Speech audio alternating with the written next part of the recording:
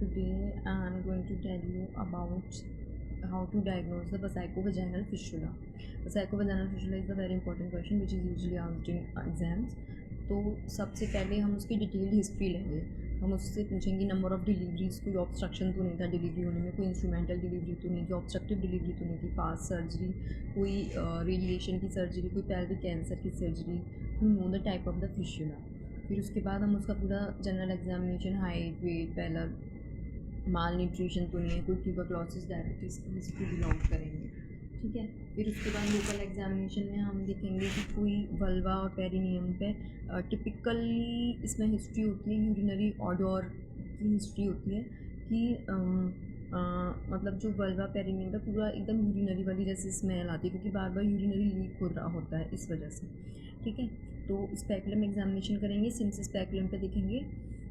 कभी कभी ऐसा होता है कि एंटीरियर वजाइनल वॉल रिट्रैक्टर से जो हम एंटीरियर वजाइनल वॉल रिट्रैक्ट करते हैं तो वो दिख जाता है, फिशुला दिख जाता है. ठीक है. तो उसमें हम जानने की कोशिश करेंगे पूरा फिशुला का location, size, shape, number of fistula क्या है. तो it is very important to differentiate between the stress urinary incontinence and the transurethral leakage, कि मतलब दोनों को रूल आउट करना बहुत डिफ्रेंशिएट करना बहुत ज़रूरी है. ठीक है. स्ट्रेस यूरिनरी इनकॉन्टिनेंस भी हो सकता है और ये अपना फिशुला भी हो सकता है इस वजह से.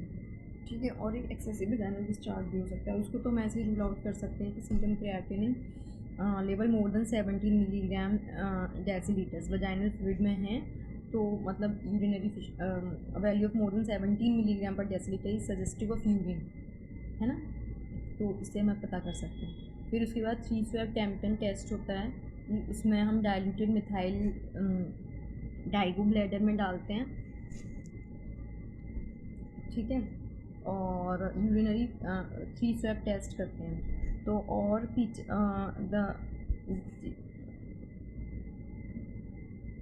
और 3 स्वैब्स हम पीछे से डाल देते हैं वजाइना में.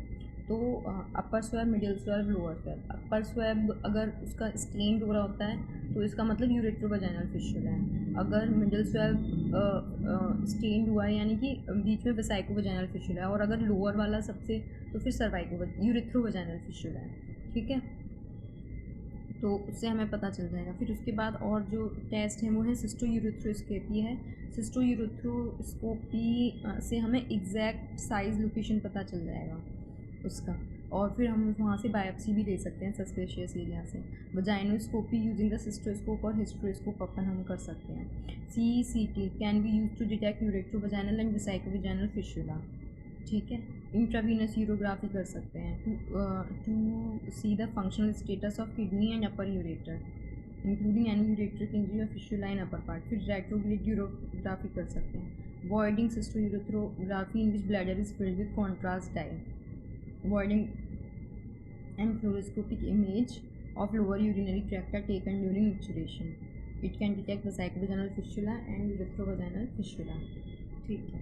फिर बाकी जो हम यूरिन टेस्ट कराते हैं वो तो हमें कराने हैं. CBC, LFT, RFT, एल्ब्यूमिन, और ये सब हमें कराने हैं. Urine for culture sensitivity and X ray कराएंगे. X ray chest to rule out the tuberculosis. Then blood sugar, fasting postprandial, LFT, RFT, and USG pelvis for kidney, and ultrasound pelvis for both kidney, and to rule out the stone and hydronephrosis in ureteric catheter.